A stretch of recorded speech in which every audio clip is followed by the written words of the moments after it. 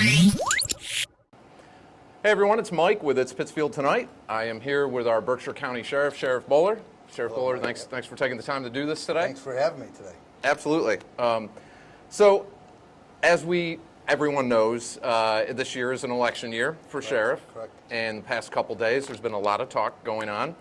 And I had the opportunity to interview your opponent the other day, and I wanted to give you a chance to respond to some things. So, I don't know if you had a chance to see that. I did. Okay. I saw some of it, yep. So one of the big things that we talked about right away was an incident with a death of an inmate. And do you want to touch on that a little bit? Sure, we can go ahead, yeah. Okay. Yeah, this is the, you're referring to the female down in Chicopee who died of natural causes. And let me emphasize natural causes. This is an individual who was sentenced out of Great Barrington Court, Southern Berkshire District Court down in Great Barrington. On, I think she was arraigned on July 5th, sentenced on July 7th to a 60-day commitment for a particular charge. And she passed away in her sleep on July 11th. So Sheriff Kochi obviously notified me of the circumstances. Immediately when I got off the phone, I contacted her family, who live here in Pittsfield. So certainly passed on my condolences and expressed that this could be a lengthy process, and if there's any way we could help facilitate this process, by all means to give us a call. I found it very disgraceful. I think Sheriff Kochi said it was disgusting. It's appalling that somebody would use this tragedy, this family tragedy, to enhance or try to gain some type of political talking points or political advantage, especially without speaking to the family first. So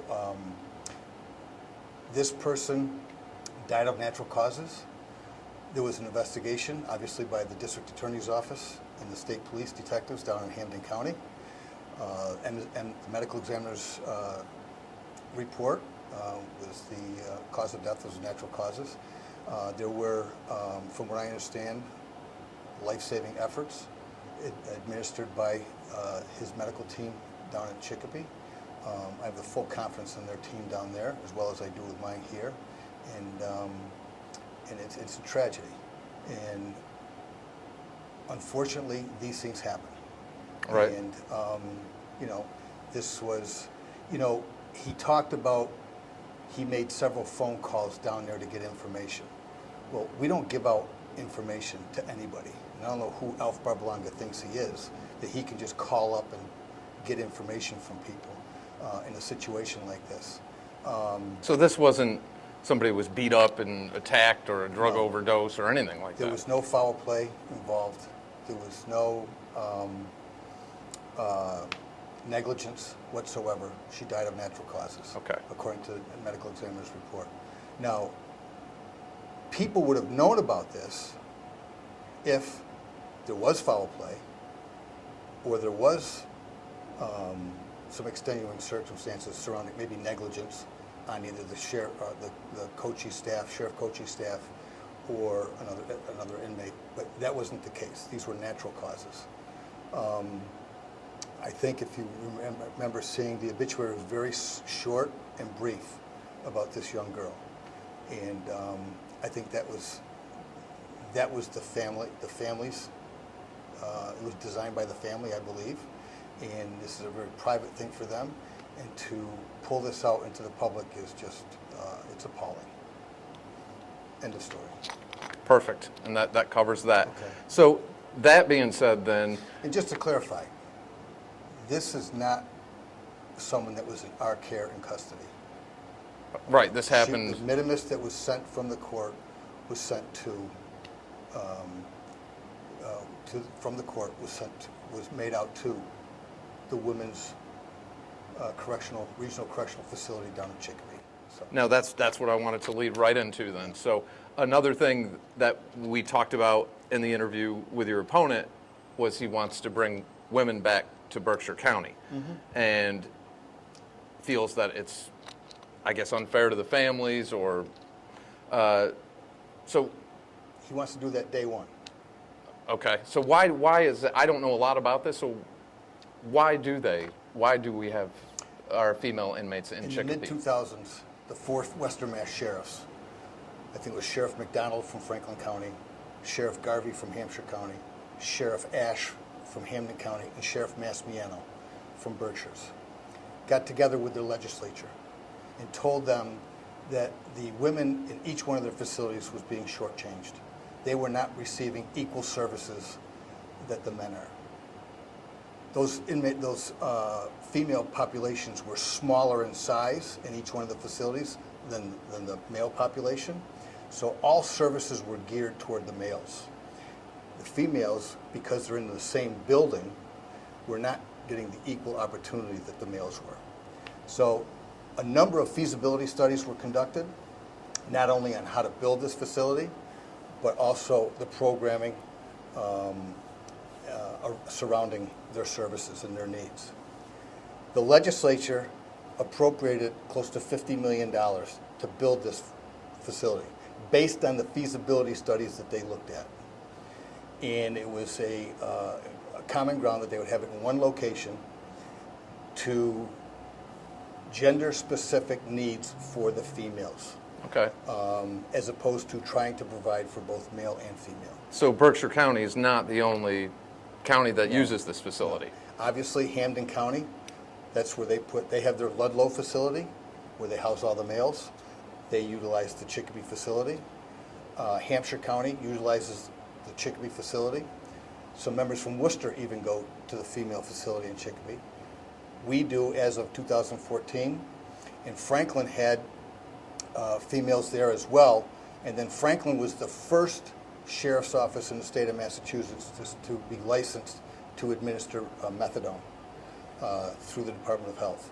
And they brought their females back once they got that license, and because Chicopee did not have medically assisted treatment at the time. Okay.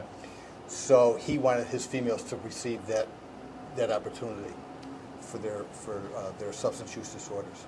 In 2012, I think the facility was pretty much finished. Sheriff Ash and I had conversations about the females. We knew they weren't getting the services they deserved because we have to keep, by law, we have to keep male incarcerated individuals and female incarcerated individuals sight, sound, and separate. Okay, they cannot associate with one another. They can't see each other. It's very difficult to operate a jail in those conditions, and it had been it's been a hindrance ever since the females were at Berkshire County. So would you say having them in Chicopee is the best scenario? Solution. Best scenario. Has it caused a little bit of complications? Yes. Have there been some challenges? Yes. But we've overcome those challenges in the last few years. COVID kind of assisted a little bit. When COVID struck 2 years ago, fortunately, technology enhanced, and we were able to provide tablets to these individuals, both male and female, so that they could have contact with their family members. Okay. When we had COVID up here, keeping in mind, we were almost 20 months, 19 months COVID-free for any inmate in our facility, which was a tribute to my staff and the incarcerated individuals as well, coming together and educating each other on hygiene and how to keep each other safe and their families safe. Okay. Now, another thing I definitely wanted to touch on then was programs, whether it be educational programs, work programs for inmates before they come out. Well, I think in the interview he had mentioned they had a trifecta plan. It was deal with substance use disorders, education, and job certificates. Okay. He's calling for a change. He wants a change. That's what he's going to concentrate on. We do that already. I will provide you today, I brought with me today 8 pages of programs that we do, educational programs, treatment programs, work programs, religious programs. They're all in the documents that I'm providing for you, with over 60 programs that we provide at the jail. Perfect. So you can go through that and take a look at it. Yes, we do GEDs for educational programs, but these are programs that have all been in place. They're not programs that I just started up. Two programs I'm very proud of that we started up 8 or 11 years ago was Williams College and Berkshire Community College. Berkshire Community College was the first to get on board with a landscaping program, and it was a college accredited course for incarcerated individuals, and we have a graduation every year for it. As a matter of fact, the first year we did the graduation for this class, Ellen Kennedy was appointed as the president of the college. Okay. And she was at our graduation. Nice. And she comes every year. Every time we have a graduation with one of their courses, she attends. So that must be big for the... It is. It's huge for the inmates. It also gives her a chance, and her staff who attend as well, to give the incarcerated individuals an opportunity to further their education once they leave our facility. Let them know that there's financial aid assistance out there for them. They can set them up with financial assistance and kind of gear them in a direction that best fits their educational needs. Okay. Williams College, it's a philosophy course. It's called an Inside Out program. 9 students every semester come to our jail and take a philosophy course with 9 of our incarcerated individuals. It's a phenomenal course. This last graduating class that we had, the course was on freedom. And you have 9 individuals who have lived a particular lifestyle. They go to a very prestigious school, but they're interacting with another 9 individuals that maybe weren't so privileged as they were. And the communication and the interaction and the stories and experiences that are shared are overwhelming, to the point where they've actually consoled each other with, and because there's so much emotion that comes out of this class. It's a fantastic class. So it sounds like overall there's a lot of programs. Correct. Williams College always has a waiting list for that course because the word has gotten out. Williams College also provides students that comes down to our facility. We have a book club with our incarcerated individuals, and they also tutor a reading program. They tutor our individuals, the students do. They come down and tutor them in reading. Okay. So a whole host of programs. And you can provide me with that list. You have that list. Perfect. Yeah. One last thing I want to touch on is during that interview, your opponent mentioned, I can't remember if this is verbatim or not, but he said he didn't care too much about snowmobiles or chainsaws and horses and all that. I'll just leave that at that for you to answer. When I watched the video, the one thing I focused on and realized and saw, what he is taking the sheriff's office completely out of community involvement. One of our responsibilities, not only the safety and security of the jail and the care and custody of the inmates, is our community involvement. And over the last 11 years, our community involvement has evolved, 75%. We have forged so many partnerships and relationships with community partners. It's incredible. The medically tailored meal program that we have going on with 2nd Street Jail. That is meals that were designed and formulated by Berkshire Health Systems, Phelan Health, and CHP, and they asked us to join in. They target certain individuals that are chronic users of the emergency room and doctor's offices. So their plan was to put these individuals on a medically tailored meal through a dietitian and through the doctors. Our inmates are cooking those meals for them. We're freezing those meals, packaging them up, delivering them down to 2nd Street, where they're distributed throughout the county from Clarksburg to Sheffield. Elder Services just jumped on board with us as well, because we're cooking and preparing vegetarian meals for the seniors as well. Okay. He neglects.